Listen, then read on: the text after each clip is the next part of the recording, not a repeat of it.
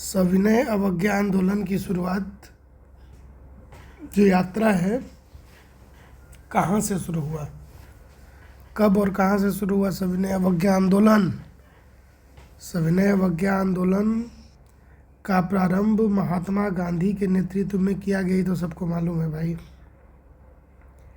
इसका शुरुआत हो जाता है गांधी जी के दांडी मार्च यात्रा गांधी जी का जो दांडी मार्च यात्रा हुआ था वहाँ से इसका शुरुआत हो जाता है। गांधी जी ने साबरमती आश्रम से 78 अन्य सदस्यों के साथ 12 मार्च 1930 से अहमदाबाद से कितना 241 मील की दूरी पर स्थित एक गांव दांडी के लिए यात्रा प्रारंभ कर दिया। सविनय अवज्ञा आंदोलन को नमक सत्याग्रह आंदोलन के नाम से भी जाना जाता है। ठीक, तो अगर कोई बोले कि सविनय अवज्ञा आंदोलन कब और किसी यात्रा से शुरू हुआ, तो शुरू हुआ क्या, जो नमक तोड़ने के लिए दांडी यात्रा हुआ उसका जैसे ही प्रारंभ हुआ वहीं से सविनय अवज्ञा आंदोलन भी शुरू हो गया। कहाँ से शुरू हुआ, साबरमती आश्रम से जब निकले महात्मा गांधी अपने 78 अन्य सदस्यों के साथ, ठीक, तो उस समय जो है सविनय अवज्ञा आंदोलन जो है शुरू हो गया। अब है बिहार पुलिस फायरमैन भर्ती परीक्षा 2022, क्वेश्चन नंबर 372। 15वीं शताब्दी में कौन से व्यापारी सबसे पहले हिंद चीन पहुँचे। 15वीं शताब्दी में कौन से व्यापारी सबसे पहले हिंद चीन पहुँचे, तो 15वीं शताब्दी के दौरान भारत चीन पहुँचने वाले पहले यूरोपीय व्यापारी पुर्तगाली थे। सबसे पहले कौन पहुँचे थे, पुर्तगाली पहुँचे थे। ठीक, 1497 से 1499 के दौरान निकोलाउ कोएल्हो और बार्टोलोम्यो डियास के साथ पुर्तगाली वास्को डी गामा यूरोप से समुद्र के रास्ते भारत पहुंचने वाले पहले यूरोपीय बन गए। ठीक है, जल्द ही वे न केवल एशिया और यूरोप के बीच व्यापार पर हावी हो गए, बल्कि एशिया के विभिन्न क्षेत्रों जैसे भारत, इंडोनेशिया, चीन, जापान के बीच अधिकांश व्यापार पर भी हावी हो गए। तो सबसे पहले कौन है, सबसे पहले यूरोपीय, और यूरोप में भी सबसे पहले पुर्तगाली। ठीक, क्वेश्चन नंबर 373। बारडोली सत्याग्रह में मुख्य भूमिका किसने निभाई थी। यह निभाया गया था वल्लभ भाई पटेल के द्वारा, सरदार वल्लभ भाई पटेल के द्वारा बारडोली सत्याग्रह में मुख्य भूमिका निभाई गई थी सरदार वल्लभ भाई पटेल के द्वारा। और इसी आंदोलन में बारडोली की महिलाएं जो थी उन्होंने वल्लभ भाई पटेल को सरदार की उपाधि दी। जो लगाते हैं सरदार वल्लभ भाई पटेल, वह उपाधि कहाँ से मिला, बारडोली सत्याग्रह के बाद मिला। Question number 374। बस्तर आंदोलन में किसकी भूमिका प्रमुख थी। बस्तर आंदोलन में किसकी भूमिका जो है प्रमुख थी, तो बस्तर विद्रोह जो है वो हुआ कहाँ, तो एक तरह का याद रखिएगा कि आदिवासी विद्रोह था बस्तर विद्रोह। बस्तर है हमारा यहाँ छत्तीसगढ़ में है, तो वहाँ पे आदिवासी विद्रोह था एक। तो इसमें एकदम नाम याद रखिएगा कि इसमें जो नेता जो थे, आदिवासी नेता जो थे, उनका नाम था गुंडाधुर। क्या नाम था, गुंडाधुर। के साथ साथ राजा के एक दीवान एवं भाई लालक सिंह ने किया था, 2 लोग थे। बस्तर आंदोलन याद रखिएगा कौन कौन, गुंडाधुर और भाई लालक सिंह गुंडाधुर और भाई लालक सिंह। आदिवासी विद्रोह था, नेता कौन कौन थे, गुंडाधुर और भाई लालक सिंह। ठीक, क्वेश्चन नंबर 375। सर्वप्रथम यूरोपीय व्यापारी जो हिंद चीन आए थे, अभी हम लोग पढ़े ना, वही पुर्तगाली सबसे पहले। जो यूरोपीय कौन थे, तो यूरोपीय में पुर्तगाली थे जो सबसे पहले आए थे।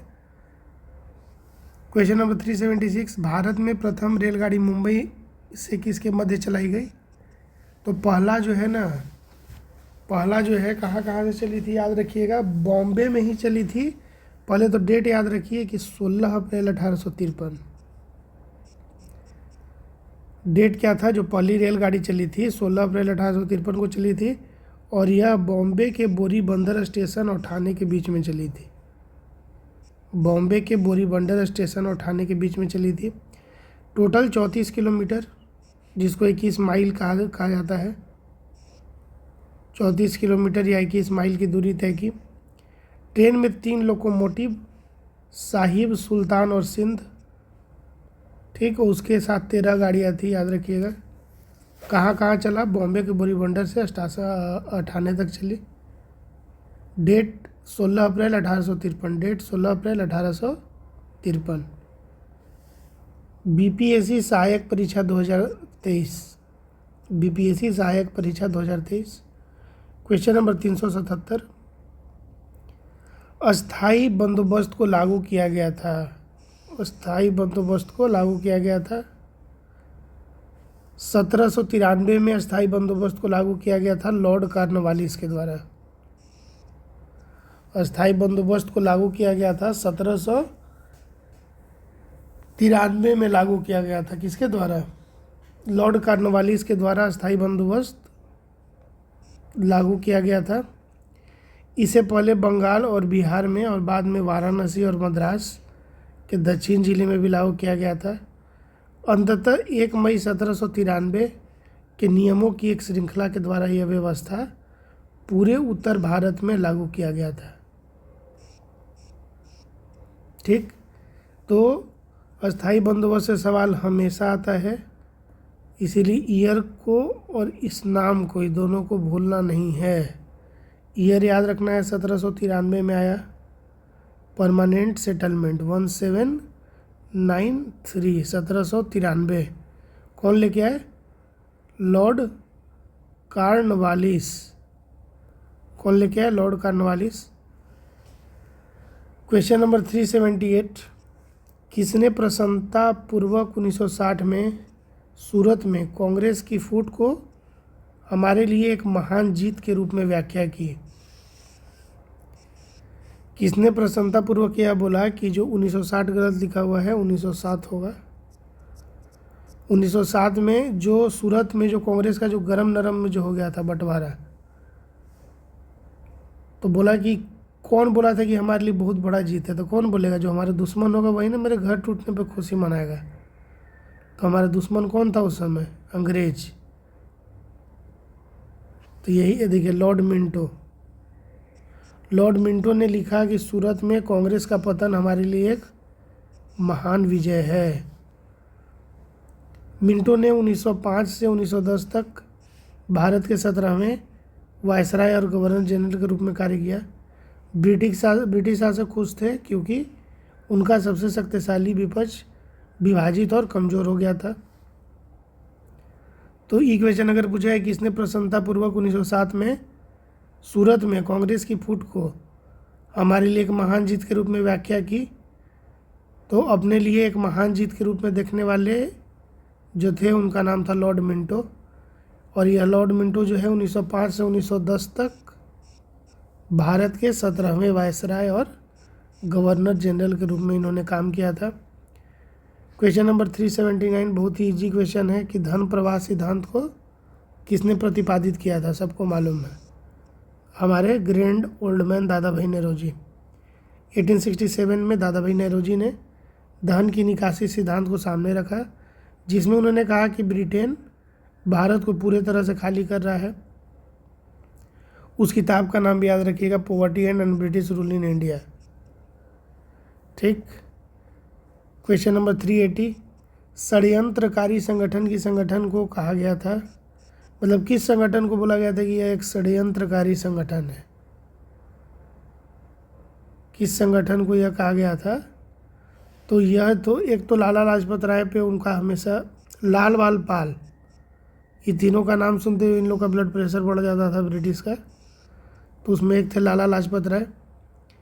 और आर्य समाज जो था, आर्य समाज को बोला, आर्य समाज के कौन थे निर्माता? बाल गंगाधर तिलक। तो आर्य समाज जो है उसको एक देशद्रोही निकाय माना जाता था। हमारे लिए तो अच्छा था आर्य समाज, लेकिन ब्रिटिशर्स के नज़र में क्या था? यह देशद्रोही निकाय था, क्योंकि उनको लग रहा था कि जितना इंडिया मजबूत होगा उतना ब्रिटेन जो है यहाँ पे कमज़ोर होगा, हमारा पकड़ जो है कमज़ोर होगा। तो षड्यंत्रकारी संगठन किसको कहा जाता था? आर्य समाज को। अब देखिए, सदस्यों को केवल इस आधार पर ब्रिटिश भारत के नागरिक और सैन्य सेवा से बर्खास्त कर दिया गया था कि वे आर्य समाज के सदस्य थे। बस इतना काफ़ी है निकाल देने के लिए। क्वेश्चन नंबर 381, बहुदलीय व्यवस्था के बावजूद लंबे समय तक भारत में राजनीतिक परिदृश्य में कांग्रेस व्यवस्था का आधिपत्य बना रहा, यह किसने कहा? बहुदलीय व्यवस्था के बावजूद लंबे समय तक भारत में राजनीतिक परिदृश्य में कांग्रेस व्यवस्था का आधिपत्य बना रहा, यह कथन किसका है? तो बहुदलीय प्रणाली होने के बावजूद भारत में राजनीतिक परिदृश्य पर लंबे समय तक होता, ये तो सबको पता है, लेकिन इसको बोला कौन? उनका नाम है रजनी कोठारी। उनका नाम क्या है? उनका नाम है रजनी कोठारी ने भारतीय पार्टी प्रणाली को एक पार्टी प्रभुत्व प्रणाली या कांग्रेस प्रणाली कहा। रजनी कोठारी के द्वारा यह स्टेटमेंट है जो दिया गया। Question number 382, question number 382, Bharat में मजदूर संघ आंदोलन अस्थायी तौर पर स्थापित हुआ।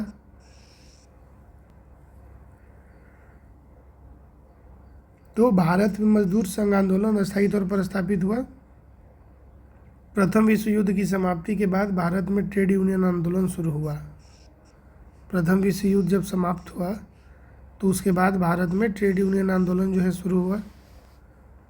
प्रथम विश्व युद्ध की समाप्ति के एक दशक के बाद अलग अलग यूनियनों की गतिविधियों के समन्वय की अत्यधिक आवश्यकता को पहचाना गया। तो अगर इसको याद रखिएगा कि इस प्रकार राष्ट्रीय आधार पर 1920 में all India trade union Congress का गठन किया गया। सेंट्रल लेबर बोर्ड बॉम्बे और 1922 में बंगाल ट्रेड यूनियन फेडरेशन का गठन किया गया।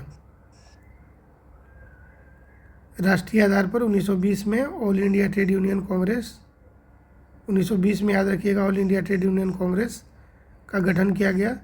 सेंट्रल लेबर बोर्ड बॉम्बे और 1922 में बंगाल ट्रेड यूनियन फेडरेशन का गठन किया गया।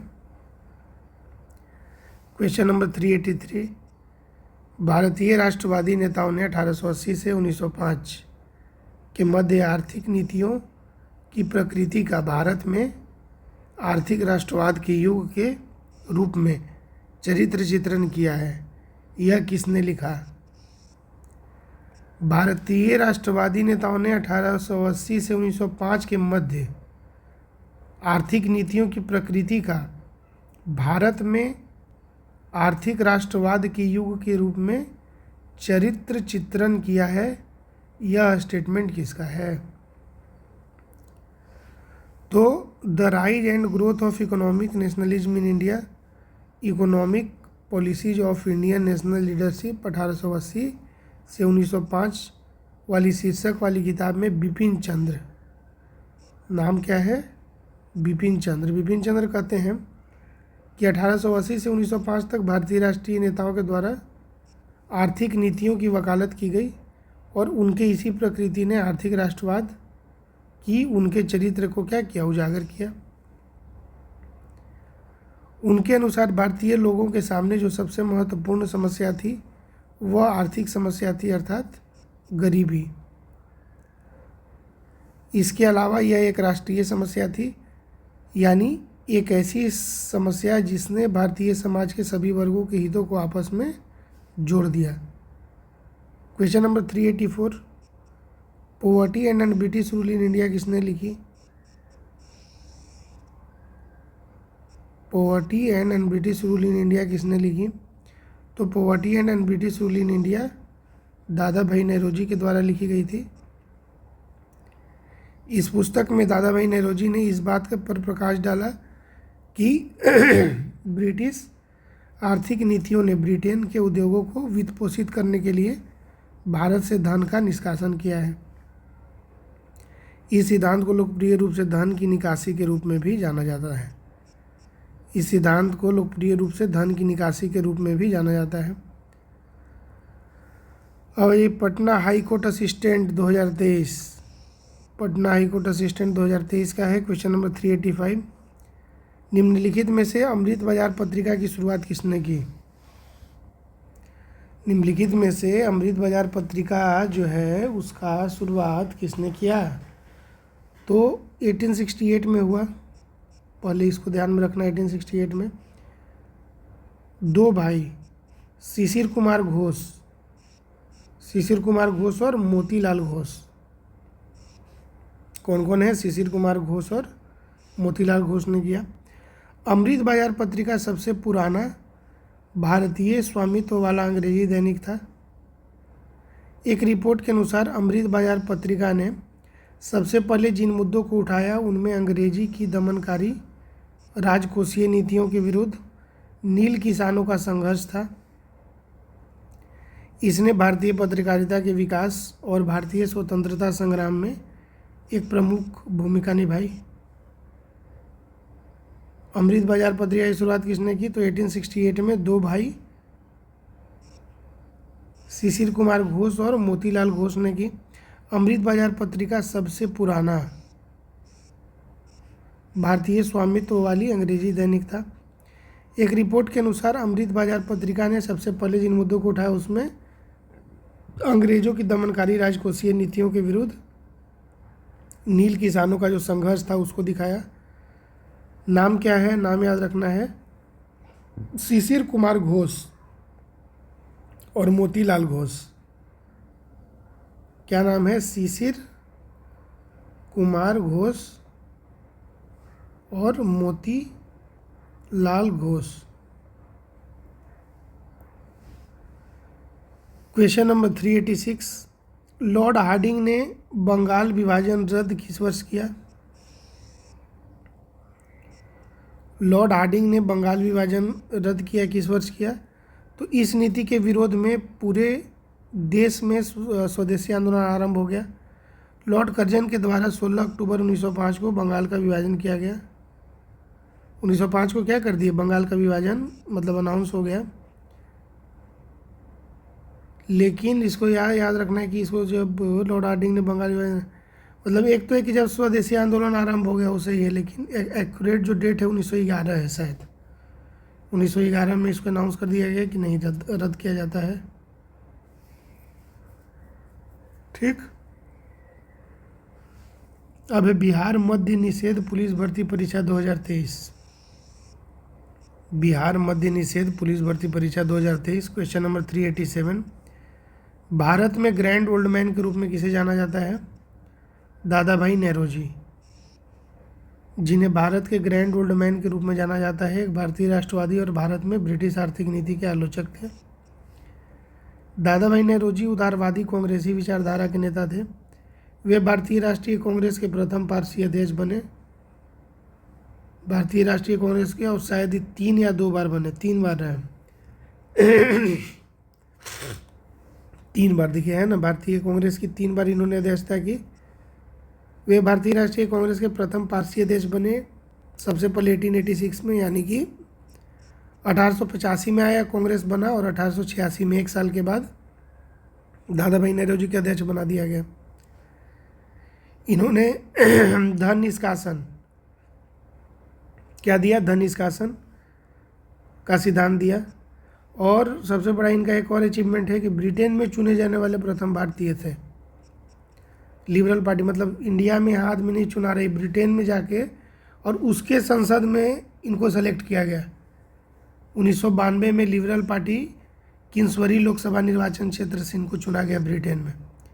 1992 में लिबरल पार्टी किन्सबरी लोकसभा निर्वाचन क्षेत्र था, उसमें इन्होंने कांग्रेस की 3 बार अध्यक्षता की।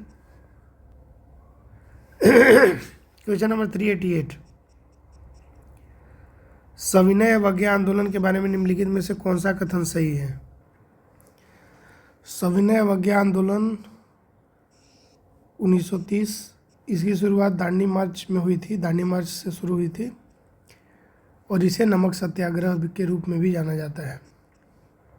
दांडी मार्च मोहनदास करमचंद गांधी के नेतृत्व में 78 सहयोगियों के साथ शुरू हुआ।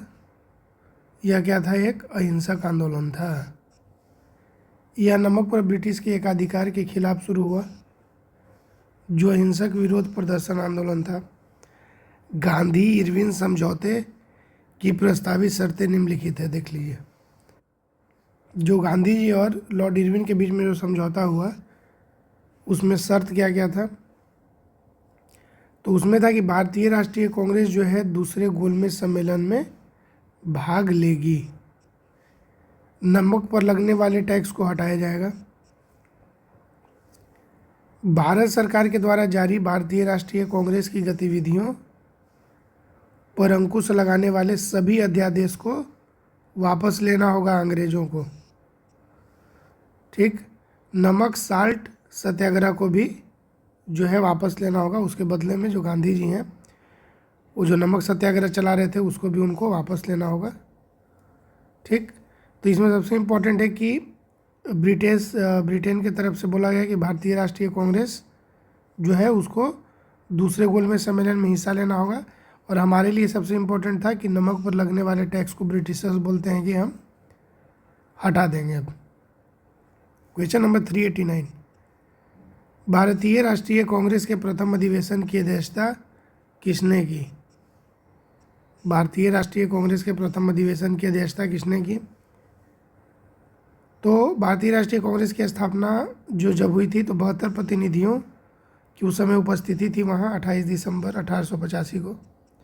यही डेट है जब कांग्रेस का जो गठन हुआ, 28 दिसंबर 1885, बम्बई के गोकुल दास तेजपाल संस्कृत महाविद्यालय, कॉलेज का नाम नहीं भूलना है, पूछता है, गोकुल दास तेजपाल संस्कृत महाविद्यालय में हुआ, 28 दिसंबर 1885 को हुआ, बम्बई यानी कि मुंबई में हुआ, ठीक। भारतीय राष्ट्रीय कांग्रेस की स्थापना 72 प्रतिनिधियों की उपस्थिति के साथ 28 दिसंबर 1885 को हुआ। इसके संस्थापक यानी कि महासचिव जनरल सेक्रेटरी ए.ओ. ह्यूम थे। इसके संस्थापक यानी कि महासचिव जनरल सेक्रेटरी कौन थे? ए.ओ. ह्यूम थे, जिन्होंने कलकत्ता के व्योमेश चंद्र बनर्जी को अध्यक्ष नियुक्त किया। General secretary A.O.. ह्यूम थे और कलकत्ता के WC यानी कि व्योमेश चंद्र बनर्जी को अध्यक्ष बनाया गया सबसे पहला, ठीक ना। कांग्रेस का गठन कब हुआ? डेट 28 दिसंबर 1885, 28 दिसंबर 1885, बम्बई यानी कि मुंबई में हुआ, गोकुल दास तेजपाल संस्कृत महाविद्यालय में हुआ। क्वेश्चन नंबर 390, निम्नलिखित में से किसने कहा कांग्रेस वास्तव में बिना हथियार के गृह युद्ध में खड़ी है? कौन बोला भाई कि कांग्रेस वास्तव में बिना हथियार के गृह युद्ध में खड़ी है? तो यह कहा गया था कि वास्तव में कांग्रेस गृह युद्ध में बिना हथियारों के खड़ी है। यह कथन सर सैयद अहमद खान के द्वारा कहा गया। किसके द्वारा? सर सैयद अहमद खान के द्वारा कहा गया। उन्होंने कांग्रेस की निंदा कड़े शब्दों में की थी। उन्होंने कहा था कि गृह युद्ध का उद्देश्य यह निश्चित करना है कि देश का शासन किसके हाथ में रहेगा, ठीक। अब आ जाइए, बिहार मध्य निषेध दरोगा भर्ती 2023, एग्जाम का नाम है बिहार मध्य निषेध दरोगा भर्ती 2023। क्वेश्चन नंबर 391, 1857 के विद्रोह के दौरान जगदीशपुर में इसका नेतृत्व किसके द्वारा किया गया? 1857 के विद्रोह के दौरान जगदीशपुर में इसका नेतृत्व किसके द्वारा किया गया? तो जगदीशपुर के थे हमारे बाबू वीर कुंवर सिंह, हम लोगों को पढ़ा हुआ है, ठीक। यहाँ पे इम्पोर्टेंट इसको याद रखिएगा कि मेजर विलियम टेलर ने 1857 के विद्रोह के दौरान जगदीशपुर में हुआ जो विद्रोह था उसको दबाया कौन था? Major William Taylor. और जगदीशपुर से जगदीशपुर बिहार में है, भोजपुर जिला में है। तो यहाँ पे कौन सबसे ज़्यादा एक्टिव थे, कौन पार्टिसिपेट किए थे, नेता कौन थे बिहार से? तो इनका नाम था कुंवर सिंह, और इसके बाद इनको टाइटल दे दिया गया वीर कुंवर सिंह, ठीक। और अगर ये बोले कि इनको दबाया किसने, तो Major William Taylor Major William Taylor ने इनको कंट्रोल किया। क्वेश्चन नंबर 392, 1915 में भारत लौटने के बाद गांधी जी ने किस तरह के कपड़े पहनने का निर्णय लिया? इतना याद है ना कि 1915 में गांधी जी लौटे थे, पहले साउथ अफ्रीका में रहते थे। तो 1915 में जब भारत लौट के आए गांधी जी, तो किस तरह के कपड़े पहनने का निर्णय लिया महात्मा गांधी ने कि हम इस प्रकार का जो है कपड़ा पहनेंगे। तो देखिए पहले ही डेट भी याद रखिएगा, 9 जनवरी 1915 प्रवासी भारतीय दिवस हम लोग मनाते हैं। 9 जनवरी 1915 में भारत लौटने पर गांधी जी ने काठियावाड़ी किसान, कोई अगर बोले कैसा, तो काठियावाड़ी किसान की तरह, काठियावाड़ी किसान जैसी पोशाक अपनाई। इसके पहले 1913 में उन्होंने वेस्टर्न सूट का त्याग कर लुंगी और कुर्ता पहन लिया।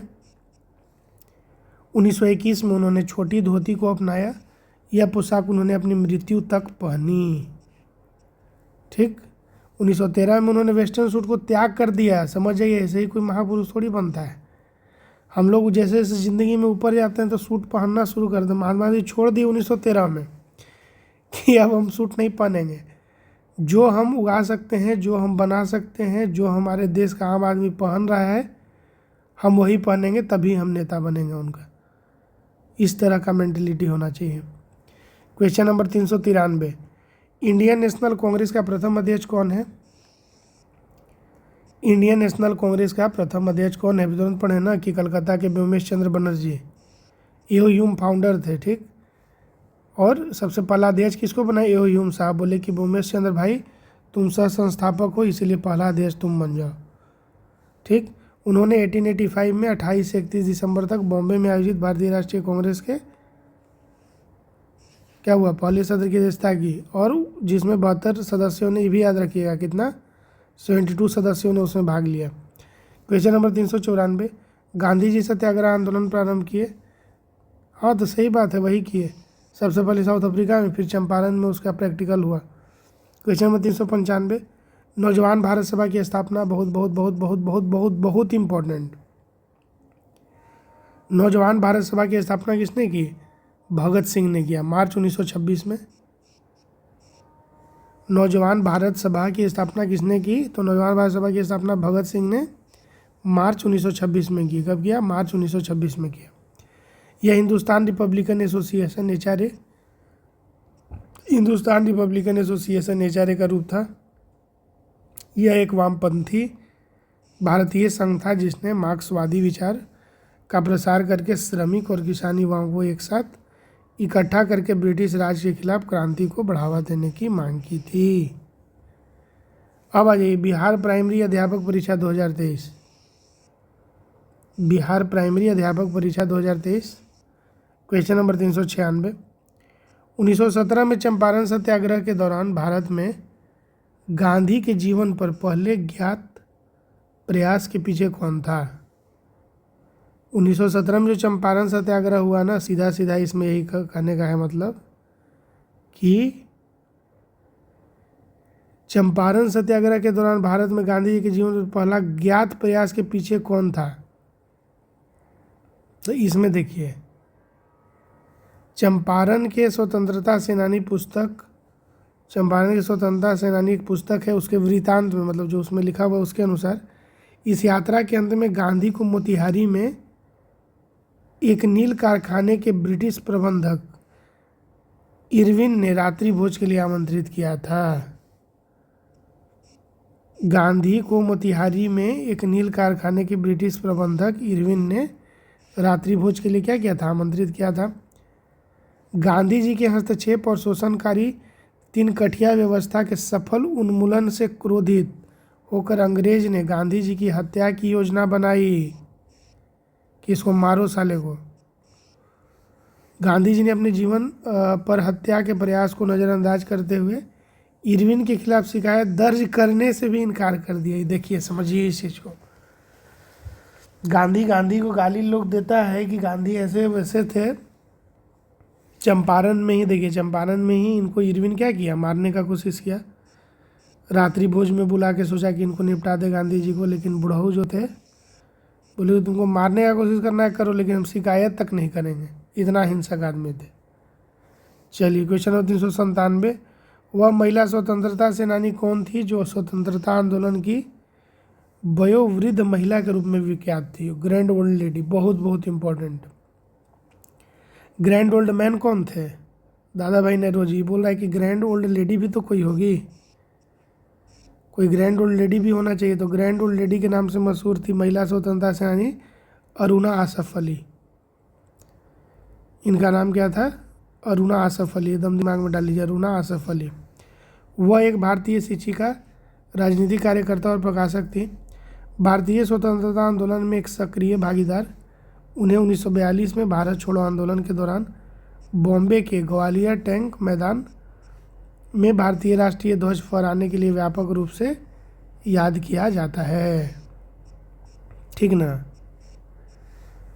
सक्रिय उन्हें 1942 में, याद रखिएगा कब, 1942 में जब भारत छोड़ो आंदोलन चल रहा था तो उसके दौरान इन्होंने बॉम्बे के ग्वालियर टैंक मैदान में भारतीय राष्ट्रीय ध्वज फहराने, हिम्मत चाहिए ना, 5 साल पहले स्वतंत्रता मिला 1947 में, 42 में ही बॉम्बे के ग्वालियर टैंक मैदान में भारतीय राष्ट्रीय ध्वज कोई अगर फहरा दिया तो उसके लिए हिम्मत चाहिए। तो इसीलिए इनको बोला गया grand old lady Aruna Asaf Ali. आज़ादी के बाद अरुणा आसफ अली राजनीति में सक्रिय रहीं। वह भारत की संविधान सभा के लिए चुनी गई और दिल्ली की पहली मेयर के रूप में कार्य किया। दिल्ली की पहली मेयर के रूप में कार्य किया। उन्हें 1992 में पद्म विभूषण और 1997 में मरणोपरांत भारत रत्न से सम्मानित किया गया था। 1992 में पद्म विभूषण और 1997 में मरणोपरांत भारत रत्न से सम्मानित किया गया था। क्वेश्चन नंबर 398, किस स्थान पर बीजी तिलक ने होम रूल लीग की स्थापना 1916 में की? बाल गंगाधर तिलक जो थे वह इंडिया में होम रूल लीग की स्थापना के लिए जाने जाते हैं, बाल गंगाधर तिलक। तो बोला कि कहाँ पे किए? तो बाल गंगाधर तिलक जो हैं उन्होंने होम रूल की स्थापना 1916 में बेलगाम बेलगांव कर्नाटक में किया। ठीक ना? होम रूल की स्थापना अगर बोले कि भारत में कौन किया तो बाल गंगाधर तिलक और एनी बेसेंट। बाल गंगाधर तिलक और एनी बेसेंट दोनों का नाम आना चाहिए। लीग का लक्ष्य था कि ब्रिटिश साम्राज्य के भीतर भारत के लिए स्वशासन प्राप्त करना है। और बाल गंगाधर तिलक बेलगाम कर्नाटक में की 1916 में, लेकिन 1916 में ही देख लीजिए यहाँ ध्यान से, 1916 में ही एनी बेसेंट ने सितंबर 1916 में मद्रास में किया। ठीक, एनी बेसेंट ने सितंबर 1916 में मद्रास में होम रूल लीग की स्थापना की।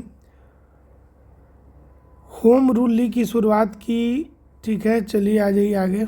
क्वेश्चन नंबर 399, ओंकार हिंदी साप्ताहिक पत्रिका के प्रकाशक संबंधित थे।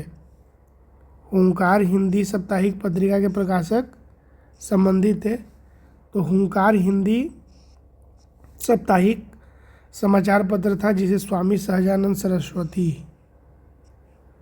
कोई डाउट भी है कि इम्पोर्टेंट है कि नहीं? बहुत इम्पोर्टेंट। जहाँ ही नाम आ गया स्वामी सहजानंद सरस्वती, ओंकार हिंदी साप्ताहिक समाचार पत्र को कौन चला रहे? स्वामी सहजानंद सरस्वती। ठीक, यहाँ पे कि हुंकार के बाद बिहार में किसान आंदोलन और कृषि आंदोलन का मुखपत्र बन गया और आंदोलन को फैलाने में महत्वपूर्ण भूमिका निभाई। तो हुंकार बहुत बहुत इम्पोर्टेंट है, स्वामी सहजानंद सरस्वती के द्वारा शुरू किया गया। क्वेश्चन नंबर 400, किस अंग्रेज सैन्य अधिकारी ने झांसी की रानी को यह कहते हुए श्रद्धांजलि दी थी कि यहाँ वह औरत सोई हुई है जो विद्रोहियों में एकमात्र मर्द थी? किस अंग्रेज सैन्य अधिकारी ने झांसी की रानी को यह कहते हुए श्रद्धांजलि दी थी कि यहाँ वह औरत सोई हुई है जो विद्रोहियों में एकमात्र मर्द थी? तो झांसी की रानी को श्रद्धांजलि देने वाले ब्रिटिश जनरल सर हारोज लिखा हुआ है, ह्यूरोज होगा, ह्यूरोज थे। वह झांसी की लड़ाई में रानी के खिलाफ लड़ने वाले ब्रिटिश सेना के कमांडर थे। युद्ध के बाद ह्यूरोज रानी की बहादुरी और दृढ़ संकल्प से प्रभावित हुए और उन्होंने उन्हें निम्नलिखित श्रद्धांजलि दी। ठीक है, ह्यूरोज याद रखिएगा नाम। क्वेश्चन नंबर 401, जवाहरलाल नेहरू की अस्थायी सरकार में श्रम मंत्री कौन था?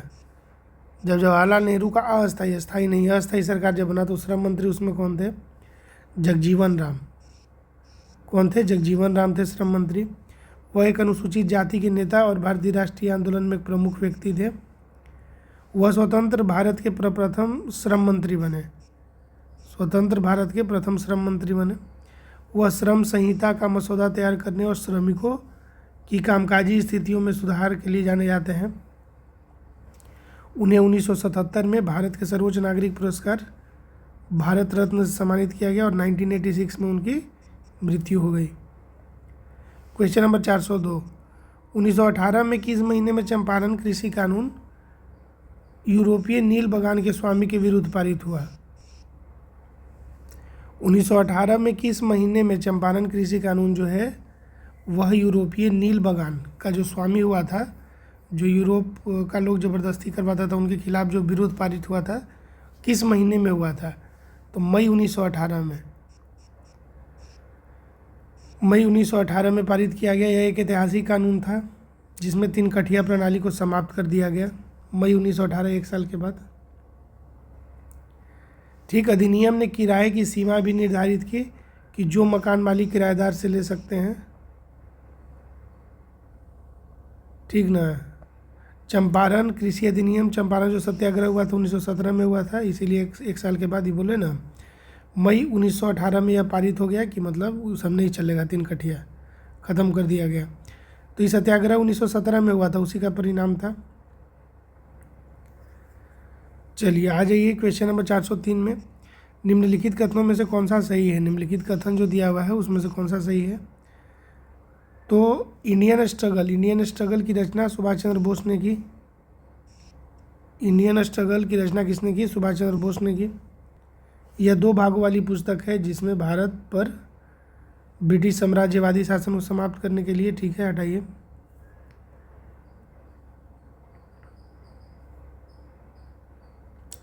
तो एक ही इसको याद रखिएगा नाम, और एक इसको याद रखिए, a bunch of old letters. A bunch of old letters किसके द्वारा लिखा गया? जवाहरलाल नेहरू के द्वारा लिखा गया। यह उन पत्रों का संग्रह है जो नेहरू ने अपने पिता मोतीलाल नेहरू और परिवार के अन्य सदस्यों और दोस्तों को लिखे थे।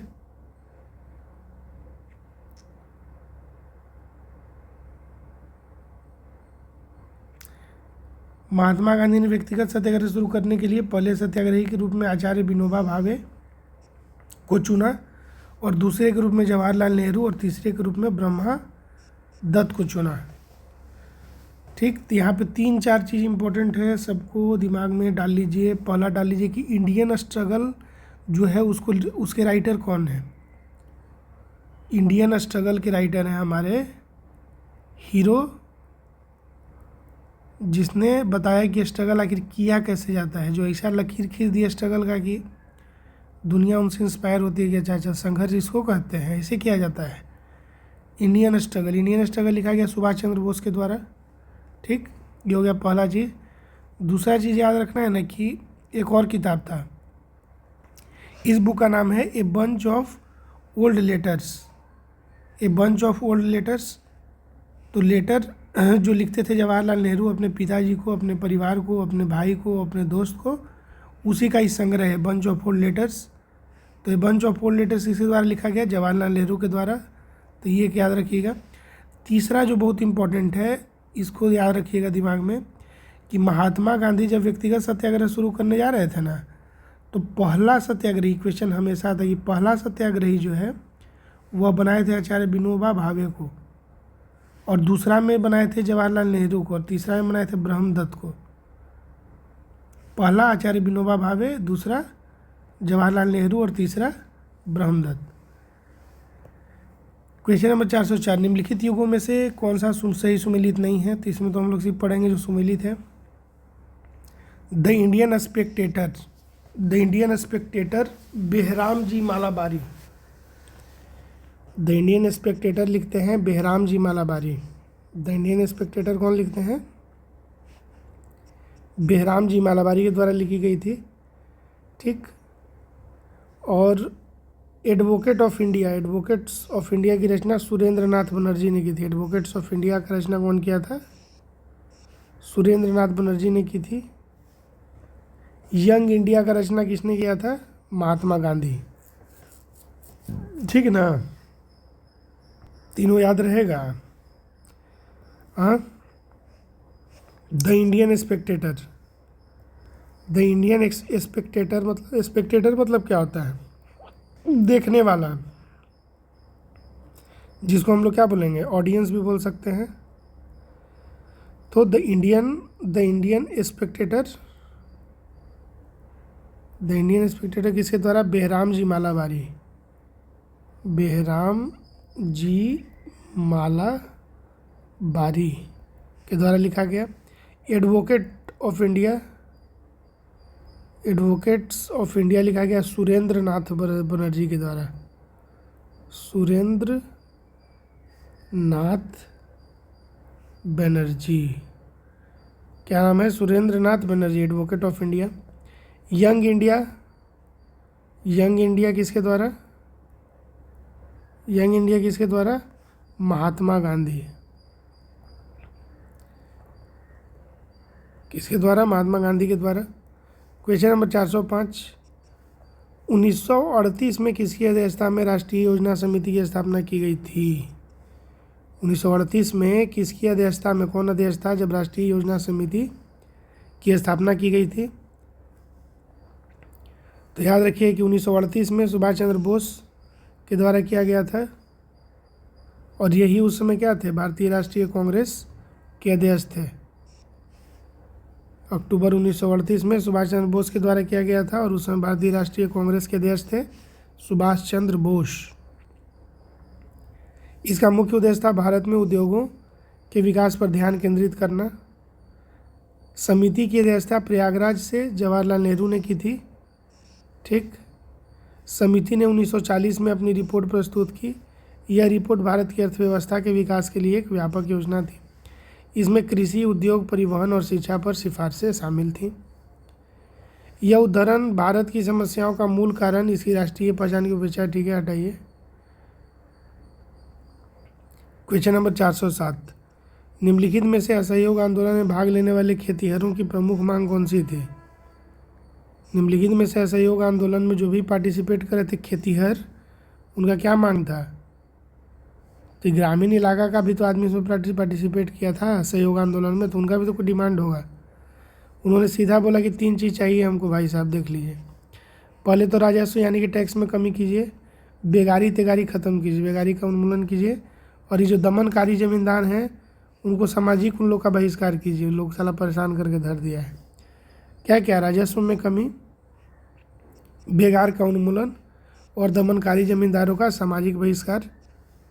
बेगार ग्रामीणों द्वारा बिना किसी भुगतान के जबरन श्रम कराने की एक प्रथा थी, तो बेगार को ख़त्म कीजिए, जबरन श्रम मत करवाइए, और मतलब फ्री में तो नहीं होगा। ताल्लुकदार और ज़मींदार के द्वारा उनका शोषण किया जाता था, उनको बहुत अधिक लगान देना पड़ता था, तो बोला कि इस सब चीज़ से हमको छुटकारा दिवाइए। क्वेश्चन नंबर 408, मॉन्टेस्क्यू ने सरकार के अंतर्गत विधायिका, कार्यपालिका और न्यायपालिका के मध्य शक्तियों को विभाजन निम्नलिखित में से अपनी किस पुस्तक में प्रस्तावित किया? मॉन्टेस्क्यू जो है उन्होंने बोला कि सरकार को 3 पार्ट में बांटेंगे, विधायिका, कार्यपालिका और न्यायपालिका। तो इसके बारे में वो चर्चा करते हैं हमने किसी किताब में। बोल रहा है कि किस किताब में चर्चा करते हैं, तो उस किताब का नाम है the spirit of the laws. The spirit of the laws में उन्होंने शक्तियों के पृथक्करण के बारे में, कौन? मॉन्टेस्क्यू, चेम्सफोर्ड पढ़े थे ना, तो वही मॉन्टेस्क्यू ने किया। द स्पिरिट ऑफ लॉज में किया, लॉज में शक्तियों के पृथक्करण के सिद्धांत का प्रस्ताव रखा। ठीक, इन्होंने इस किताब में यानी कि द स्पिरिट ऑफ लॉज में मॉन्टेस्क्यू ने तर्क क्या दिया कि अत्याचार को रोकने का सबसे अच्छा तरीका है सरकार की शक्ति को 3 शाखाओं में विभाजित करना, विधायी, कार्यकारी और न्यायिक। विधायी शाखा कानून बनाने के लिए जिम्मेदार है, कार्यकारी शाखा कानून को लागू करने के लिए जिम्मेदार है, और न्यायिक शाखा कानून की व्याख्या करने के लिए जिम्मेदार है। क्वेश्चन नंबर 409, निम्नलिखित में से ब्रिटिश शासन के दौरान भारतवर्ष के अंतर्गत निर्वीकरण का कौन सा मुख्य कारण था? ठीक, तो निर्विघ्न मतलब जो वन का कटाई था, ये पूछ रहा है कि वन के कटाई का जो मुख्य जो कारण था क्या था। तो देखिए यहाँ पे रेलवे जो चला, जो हम लोग पढ़े कि रेलवे जो चलने लगा इंडिया में, जो शुरू हो गया रेलवे का नेटवर्क, तो उसमें जो स्लीपर बर्थ होता था ना, उसमें लकड़ी का यूज होता था, इसके लिए काटने लगा, वनों का कटाई होने लगा बहुत बड़ा पैमाना पे। अब देखिए जहाज अंग्रेजों की सैन्य शक्ति का अनिवार्य हिस्सा थे, बहुत बड़ा इंपॉर्टेंट पार्ट था, तो उसके निर्माण के लिए भी ज़रूरत पड़ता था, और बहुत बड़ा ही उद्योग भी बन गया था ब्रिटिशर्स का। तो सिर्फ मतलब उस पर ट्रेवल ही नहीं करते थे, उसका सेल खरीद बिक्री सब करने लगे थे, तो उसके लिए वन का कटाई होने लगा। फिर है कि यूरोपीय आबादी में भी तो मतलब बढ़ोतरी हो रही थी, वृद्धि हो रही थी, तो वहाँ भी खाद्यान्न का जो डिमांड है बढ़ गया, खाद्यान्न यानी कि खाने वाला। तो इससे भी भारत में जो खेती योग्य भूमि का विस्तार हुआ, और अंततः खेती आप कीजिएगा अगर, तो जंगल को काटिएगा ना, तब ना खेती के लिए जो भूमि है वो तैयार होगा। तो खेती योग्य भूमि का विस्तार हुआ, अंततः इस भूमि को जंगलों से साफ कर दिया गया। 3 कारण हम लोग पढ़ लिए। फिर है कि ब्रिटेन में बढ़ते हुए उद्योग के लिए, वहाँ पे जैसे क्लॉथ इंडस्ट्री वहाँ हो गया था इंडस्ट्रियल रिवोल्यूशन, तो वहाँ रोज़ कपड़ा बन रहा है, नया नया तरह का कपड़ा का कारखाना लग रहा है, तो उसके लिए कपास, उसके लिए नील जो है, इस तरह का जो कच्चा माल है उसका मांग बढ़ गया। तो इसके लिए भी भारत में जो है वन का कटाई किया जाने लगा। वाणिज्यिक खेती में यहाँ वृद्धि हुई। फिर है कि ब्रिटेन में चाय और कॉफ़ी की मांग बढ़ गई, और पूर्वोत्तर भारत और पूर्वी तट पर मौसम कॉफ़ी और चाय के बागान के लिए बिल्कुल उपयुक्त था। तो ब्रिटिश बागान मालिकों के लिए वृक्षारोपण के लिए जंगलों के बड़े हिस्से को साफ कर दिया गया, और ज़मीन बहुत सस्ती दरों पर बेच दी गई। ठीक। क्वेश्चन नंबर 410, निम्नलिखित आंदोलन में से किसका सरदार वल्लभ भाई पटेल के द्वारा नेतृत्व किया गया और वह सफल भी रहा था। निम्नलिखित आंदोलन में से किसका सरदार वल्लभ भाई पटेल के द्वारा नेतृत्व किया गया और वह सफल रहा। क्या नाम था उसका बताइए। बारदोली सत्याग्रह। ठीक। कब हुआ। 1928 में सरदार पटेल ने किया। ठीक। इसमें बारडोली तालुका में भू राजस्व कम कराने में सफल भी रहा। इस आंदोलन की वजह से बारडोली तालुका में भू राजस्व जो है कम भी करना पड़ा ब्रिटिशर्स को। ठीक। तो अगर बोलेगा कि सरदार वल्लभ भाई पटेल के द्वारा कौन नेतृत्व किया गया और जो सफल भी रहा आंदोलन, तो बारदोली सत्याग्रह हो जाएगा आंसर। क्वेश्चन नंबर 411, भारत और 1929 में जो प्रारंभ हुई महामंदी थी, उसके संदर्भ में निम्नलिखित में से कौन सा कथन सही है। ग्रेट डिप्रेशन जो आया था, तो महामंदी एक वैश्विक आर्थिक संकट था जो 1929 में शुरू हुआ। मंदी जो था, महामंदी 1929 में शुरू हुआ और 1930 यानी कि 1930 के दशक के मध्य तक चला। मंदी का वैश्विक अर्थव्यवस्था पर विनाशकारी प्रभाव पड़ा। ठीक। मंदी का वैश्विक अर्थव्यवस्था पर क्या पड़ा, विनाशकारी प्रभाव पड़ा, और भारत भी इसका अपवाद नहीं था। मंदी ने भारतीय व्यापार पर कई तरह के प्रतिकूल प्रभाव डाला। सबसे पहले भारत के द्वारा निर्यात की जाने वाली वस्तुओं जैसे चाय, कपास और जूट की कीमतों में तेज़ी से गिरावट आई। इससे निर्यात आय में गिरावट आई, जिसके परिणाम स्वरूप सरकारी राजस्व में भी गिरावट आई। दूसरा, मंदी के कारण भारत में आयात में गिरावट आई। ऐसा इसलिए था क्योंकि भारत के लोगों के पास खर्च करने के लिए पैसा ही नहीं था।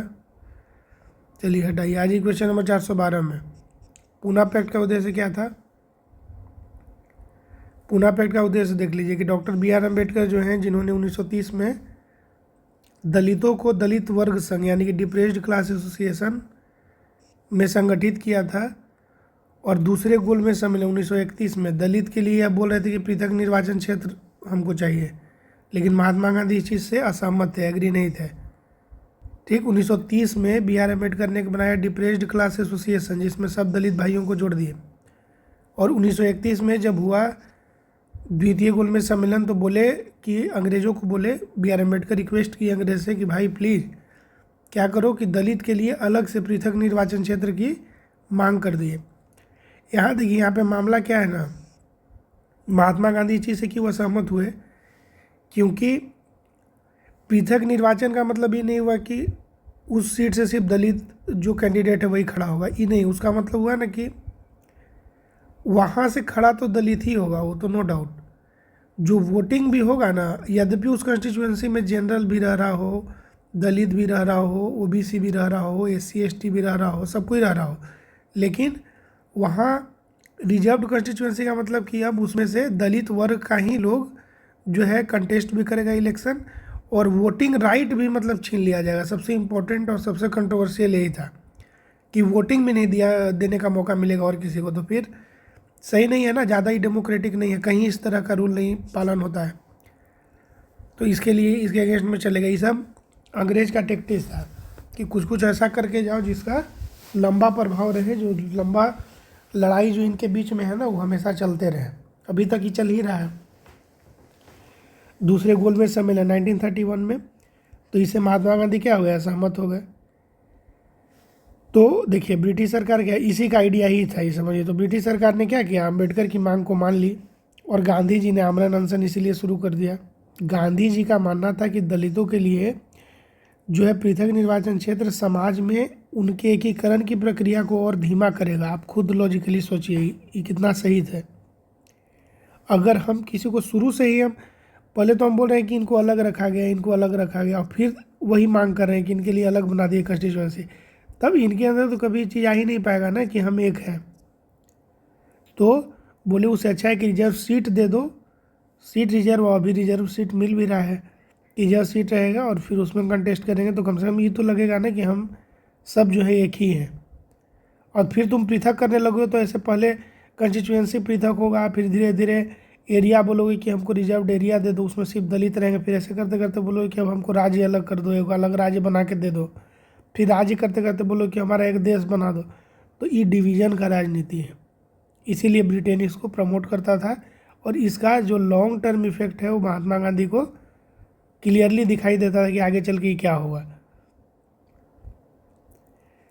तो इसमें वही बोले कि दलितों के लिए जो अगर हम निर्वाचन क्षेत्र अलग कर देंगे तो उनका एकीकरण का प्रक्रिया क्या है, और धीमा हो जाएगा और स्लो हो जाएगा। अंबेडकर ने अंततः गांधी जी की स्थिति को स्वीकार कर लिया, तथा जिसका परिणाम सितंबर 1932 में 1932 में हुआ पूना पैक्ट। तो पूना पैक्ट में यही हुआ कि दोनों जो है इस चीज़ पे मान गए, फिर बी आर अम्बेडकर भी जो है मान गए कि चलिए ठीक है।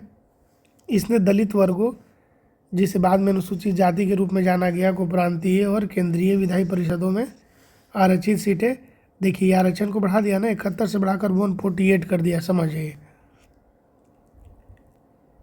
लेकिन उन्हें आम मतदाताओं के द्वारा मतदान किया जाना था। तो आपको सीट मिला ना कि हाँ ये सीट पर जब रहेगा, तो 71 से बढ़ा के समझ जाइए सीधे डबल कर दिया, डबल से भी ज़्यादा 148। क्वेश्चन नंबर 413, प्रथम अखिल भारतीय कांग्रेस समाजवादी सम्मेलन कहाँ हुआ? प्रथम अखिल भारतीय कांग्रेस समाजवादी सम्मेलन कहाँ हुआ? तो यह हुआ पटना में। पार्टी के गठन पर विचार विमर्श करने के लिए मई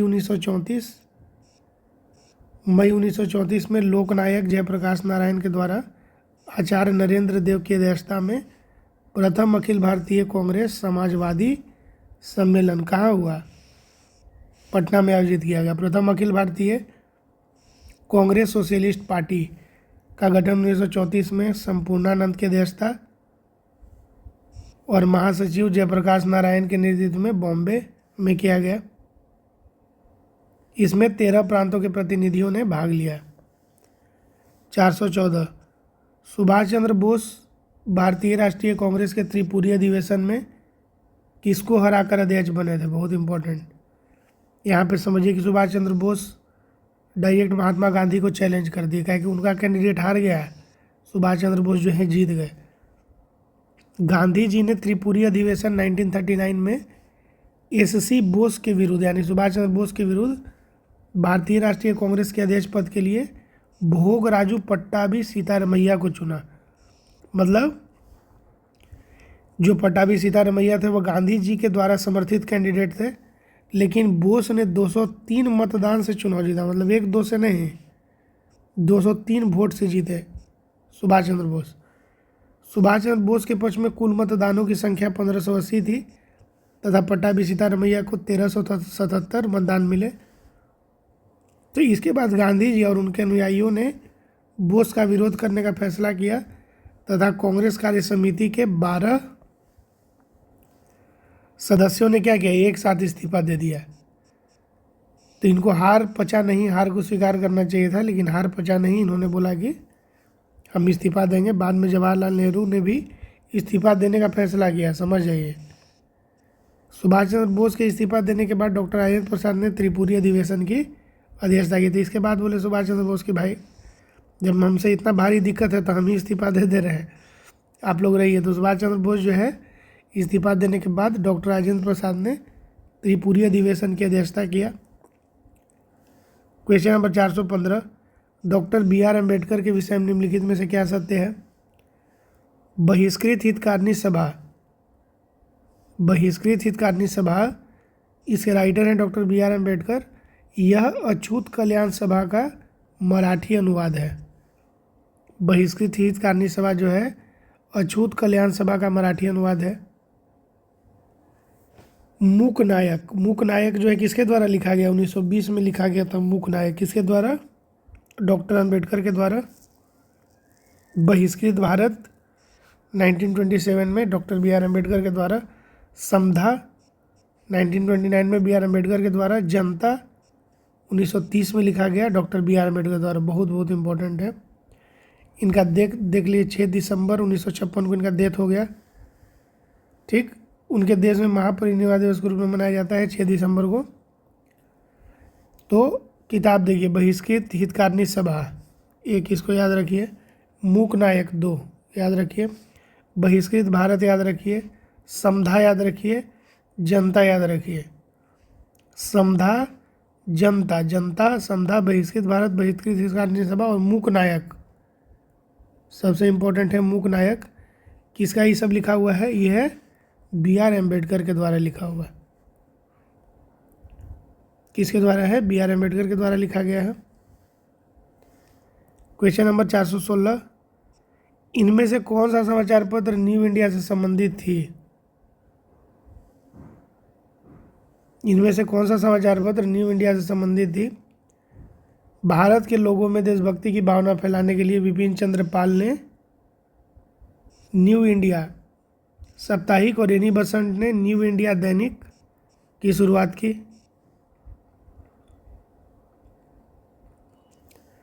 तो न्यू इंडिया जो साप्ताहिक है कौन शुरू किया, विपिन चंद्र पाल, न्यू इंडिया। और एनी बसंत ने न्यू इंडिया दैनिक, मतलब जो डेली आता था वो एनी बसंत के द्वारा था, और जो साप्ताहिक आता था उसको कौन लिखते थे, विपिन चंद्र पाल।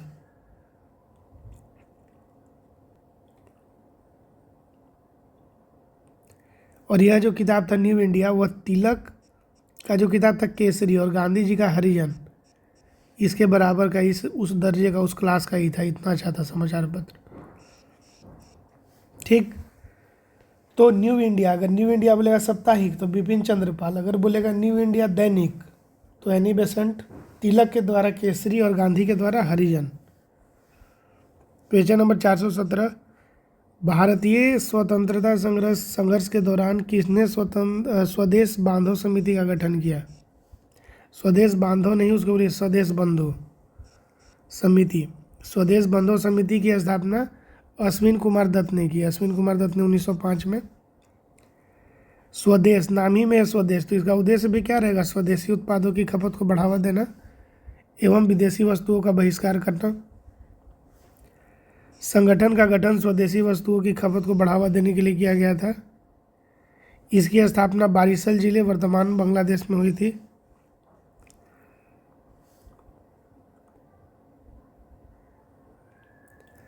अश्विनी कुमार दत्त भारतीयों को अपना व्यवसाय शुरू करने में मदद करने के लिए 1908 में सहकारी हिंदुस्तान बैंक की स्थापना की है। बहुत इम्पोर्टेंट। अश्विनी कुमार दत्त जो हैं, अश्विनी कुमार दत्त भारतीयों को अपनी व्यवसाय शुरू करने में मदद करने के लिए 1908 में सहकारी हिंदुस्तान बैंक की स्थापना की है। क्वेश्चन नंबर 418, चंपारण नील आंदोलन के दौरान महात्मा गांधी के साथ कौन थे। चंपारण नील आंदोलन के दौरान महात्मा गांधी के साथ कौन थे। तो 1917 में चंपारण सत्याग्रह भारत का सविनय अवज्ञा का पहला संगठित कार्य था। यहाँ पे जो है ना चंपारण में जो आंदोलन हुआ उसमें गांधी जी को राजकुमार शुक्ल नामक एक स्थानीय व्यक्ति ने बिहार के चंपारण में नील की खेती करने वाले किसानों की समस्याओं पर गौर करने के लिए आमंत्रित किया। तो आमंत्रित कौन किए थे इनको? चंपारण में राजकुमार शुक्ल साहब। गांधी जी के साथ जेबी कृपलानी, राजकुमार शुक्ल, राजेंद्र प्रसाद, एन पारेख, एम देसाई, ब्रजकिशोर प्रसाद और मजहर उल हक भी चंपारण जिले में थे। कौन कौन? जेबी कृपलानी भी साथ में आए थे, राजकुमार शुक्ल तो यहीं के थे, राजेंद्र बाबू इनके साथ थे, गांधी जी के साथ थे, एन पारेख, एम देसाई, ब्रजकिशोर प्रसाद और मजहर उल हक सब कोई साथ में थे। क्वेश्चन नंबर 419, किस तिथि को अगस्त क्रांति 1942 के दौरान लिन लिथगो ने पटना एवं इसके आसपास की भीड़ पर गोली चलाने का आदेश दिया था? किस तिथि को अगस्त क्रांति 1942 के दौरान लिन लिथगो ने पटना एवं इसके आसपास की भीड़ पर गोली चलाने का आदेश दिया था? तो 5 अगस्त 1942 को बम्बई में कांग्रेस कार्य समिति की बैठक में एक प्रस्ताव पारित किया गया था, जिसके बाद भारत छोड़ो आंदोलन जिसको कहा गया 5 अगस्त 1942। यहीं पर महात्मा गांधी ने नारा दिया करो या मरो। महात्मा गांधी ने क्या नारा दिया? करो या मरो। बिहार में छात्र महात्मा गांधी के करो या मरो से प्रेरित थे।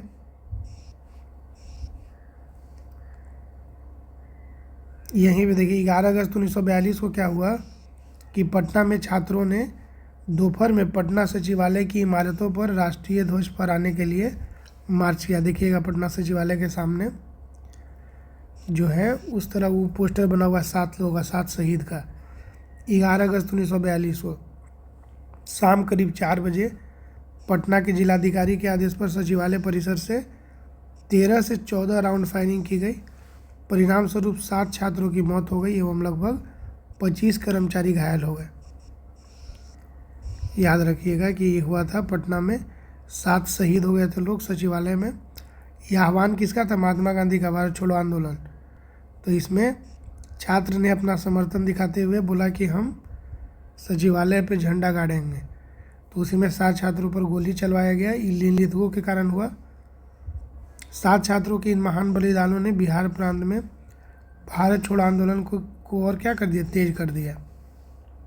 क्वेश्चन नंबर 420, किस वर्ष बिहार प्रांतीय किसान सभा का गठन किया गया था? किस वर्ष बिहार प्रांतीय किसान सभा का गठन किया गया था? स्वामी सहजानंद सरस्वती ने 1929 में बिहार प्रांतीय किसान सभा की स्थापना की। इसका क्या था? इसका रीज़न था कि जमींदारों के हमलों के खिलाफ किसान की शिकायतों को उठाना, किसान की शिकायत को उठाना तथा इस प्रकार भारत में किसान आंदोलन को बढ़ावा देना। 1922 में मोहम्मद जुबैर और श्री कृष्ण सिंह के द्वारा मुंगेर में एक किसान सभा का आयोजन किया गया था। राजनीतिक दल जनता दल का गठन बिहार के जमींदारों के द्वारा किसानों को दबाने के लिए किया गया था। बिहार किसान सभा का गठन कब हुआ? 1933 में हुआ। बिहार किसान सभा का गठन हुआ 1933 में। 1936 में अखिल भारतीय किसान सभा का गठन किया गया तथा स्वामी सहजानंद सरस्वती को इसका अध्यक्ष और एन.जी. रंगा को सचिव चुना गया। 1936 में अखिल भारतीय किसान सभा का गठन किया गया और स्वामी सहजानंद सरस्वती को इसका अध्यक्ष और एन.जी. रंगा को इसका सचिव चुना गया। क्वेश्चन नंबर 421, निम्नलिखित में से कौन सा विद्रोह आंदोलन लंबी दाढ़ी रखने पर कर लाए जाने के कारण हुआ था? निम्नलिखित में से कौन सा विद्रोह आंदोलन लंबी दाढ़ी रखने पर लगाए जाने के कारण हुआ? तो उस आंदोलन का नाम था फराजी विद्रोह। फराजी विद्रोह एक धार्मिक और किसान विद्रोह था जो 10वीं सदी की शुरुआत में बंगाल में हुआ। फराजी विद्रोह, बहुत यूनिक विद्रोह है फराजी विद्रोह।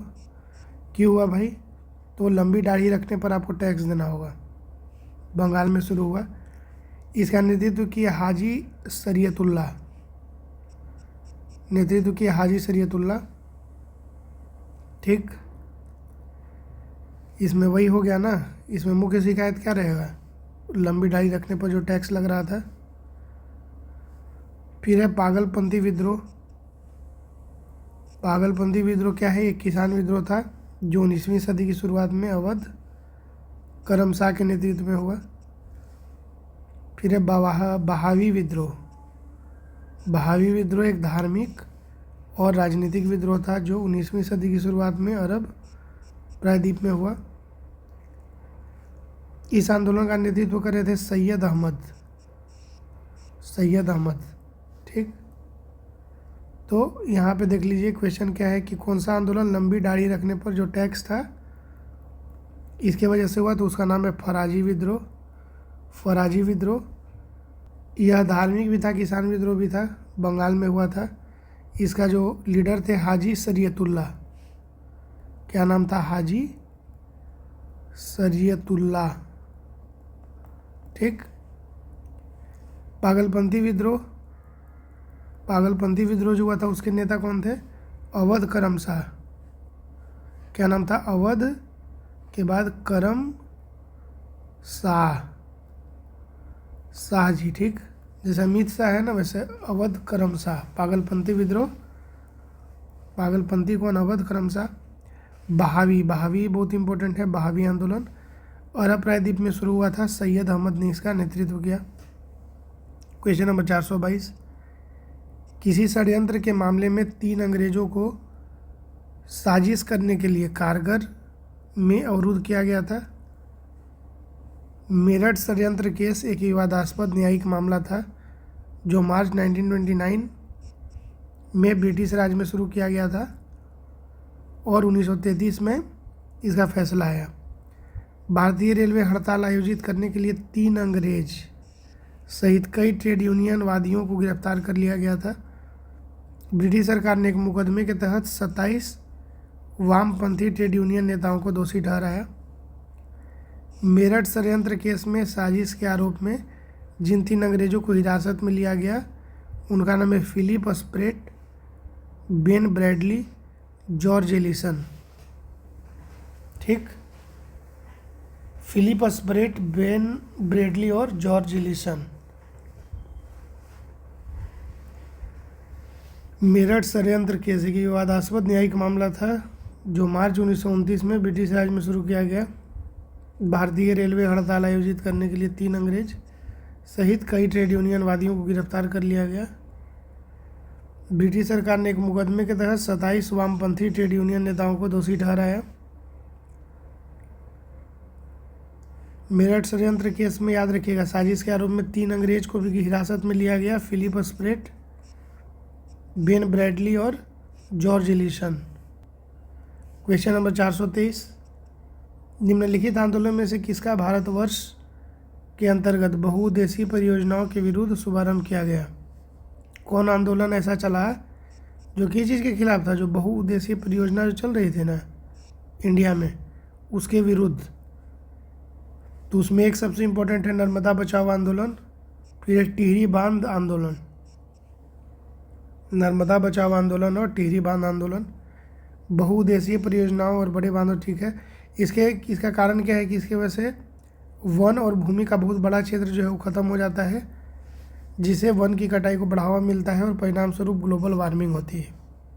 ठीक, याद रखिए कि नर्मदा बचाओ आंदोलन का नेतृत्व समाज सेवी मेधा पाटेकर कर रही हैं। नर्मदा बचाओ आंदोलन का नेतृत्व समाज सेवी मेधा पाटेकर कर रही हैं।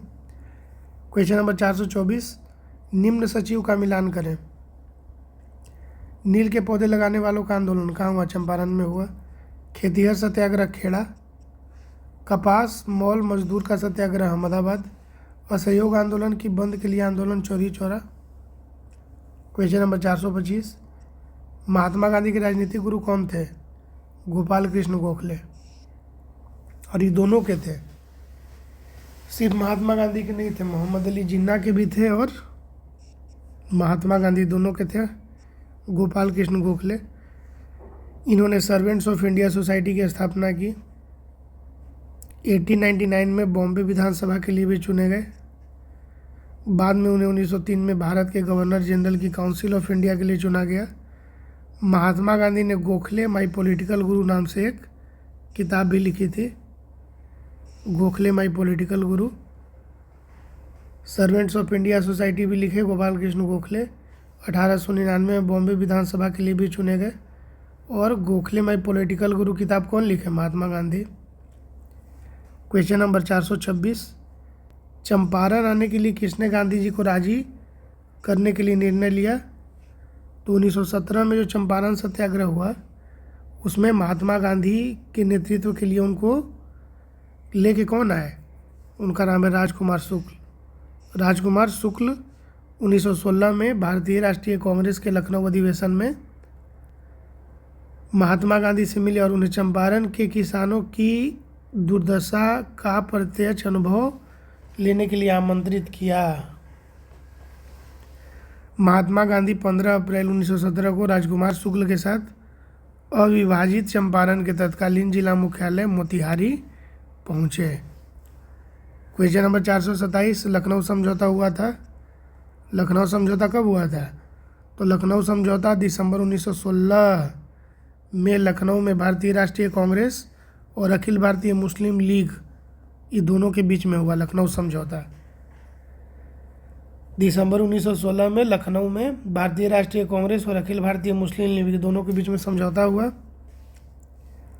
1915 में दक्षिण अफ्रीका से भारत लौटने के बाद गांधी जी के द्वारा भाग लिया गया यह पहला कांग्रेस सत्र भी था। इसमें मांग की गई कि भारतीयों को वायसराय की कार्यकारी परिषद में नियुक्त की जाए। ठीक, एक बार फिर गर्मपंथी एवं नरमपंथी दल पुनः लखनऊ अधिवेशन 1916 में एकजुट हो गए। क्वेश्चन नंबर 428, असहयोग आंदोलन को निलंबित किया गया था। असहयोग आंदोलन को निलंबित किया गया था। अगस्त 1920 में गांधी जी ने असहयोग आंदोलन शुरू किया। कब किया? 1920 में। चौरी चौरा उत्तर प्रदेश के गोरखपुर ज़िले में एक शहर है, तो वहाँ पे 4 फरवरी 1922 को एक कांड हो गया। 4 फरवरी 1922 को वहाँ एक कांड हो गया। वहाँ एक हिंसक घटना देखी गई जिसमें किसान की एक बड़ी भीड़ ने एक पुलिस स्टेशन में आग लगा दी। क्या लगा दी? आग लगा दी, जिसमें 22 पुलिसकर्मी मारे गए। तो यही जो 1922 को जो ये घटना हुआ, 4 फरवरी 1922 को जो चौरी चौरा हत्याकांड हुआ जिसमें 22 पुलिसकर्मी मारे गए, इस घटना की वजह से गांधी जी बोले कि अब तो ये हिंसक हो गया है, तो हम असहयोग आंदोलन को वापस लेंगे। तो अगर बोले असहयोग आंदोलन शुरू कब हुआ, तो 1920 में हुआ। ठीक। क्वेश्चन नंबर 429, 1784 ईस्वी में एशियाटिक सोसाइटी ऑफ बंगाल का आरंभ किसने किया? 1784 ईस्वी में एशियाटिक सोसाइटी ऑफ बंगाल का आरंभ किसने किया? William Jones. विलियम जोन्स ने 1784 में एशियाटिक सोसाइटी ऑफ बंगाल की स्थापना की। सर विलियम जोन्स ने 1784 में एशियाटिक सोसाइटी ऑफ बंगाल की स्थापना की। एशियाई समाज के संग्रहालय की स्थापना 1814 में एन वालिज के द्वारा की गई। क्वेश्चन नंबर 430, 1912 में पटना में होने वाले भारतीय राष्ट्रीय कांग्रेस का अधिवेशन के अध्यक्ष कौन थे? 1912 में पटना में होने वाले भारतीय राष्ट्रीय कांग्रेस के अधिवेशन के अध्यक्ष कौन थे? तो 1912 में भारतीय राष्ट्रीय कांग्रेस ने अपना 27वां अधिवेशन पटना के बांकेपुर में आयोजित किया। 1912 में जो भारतीय राष्ट्रीय कांग्रेस का अधिवेशन हुआ पटना में, वो कौन था? 27वां अधिवेशन था और यह बांकेपुर में आयोजित किया गया। राव बहादुर रघुनाथ नरसिम्हा मधुलकर ने पंडित विशन नारायण डार के बाद 1912 में एक कार्यकाल के लिए भारतीय राष्ट्रीय कांग्रेस के अध्यक्ष के रूप में कार्य किया। तो राव बहादुर रघुनाथ नरसिम्हा मुधोलकर नाम है जो अध्यक्ष थे उस समय, राव बहादुर रघुनाथ नरसिम्हा मुधोलकर। क्वेश्चन नंबर 431, 1942 के आंदोलन में लोगों ने सियाराम सिंह की अगुवाई में कहाँ पर राष्ट्रीय सरकार की स्थापना की घोषणा की? 1942 के आंदोलन में लोगों ने सियाराम सिंह का नाम याद रखिएगा, बहुत इनका भी नाम इम्पोर्टेंट है। सियाराम सिंह की अगुवाई में कहाँ पर राष्ट्रीय सरकार का ही स्थापना कर दिया? तो याद रखिए कि 1942 में ये जो सियाराम सिंह जो थे ना, इनका एक दल था, सियाराम दल की गतिविधियों ने, अपनी क्रांतिकारी गतिविधियों से बिहार में तबाही मचा दी थी। समूह के नेता थे सियाराम सिंह। बिहार के भागलपुर जिले के थाना बिहपुर क्षेत्र में अधिक प्रभाव डाला। भूमि मूल निवासियों से धर और हथियार इकट्ठा करने में सक्रिय भूमिका निभाई।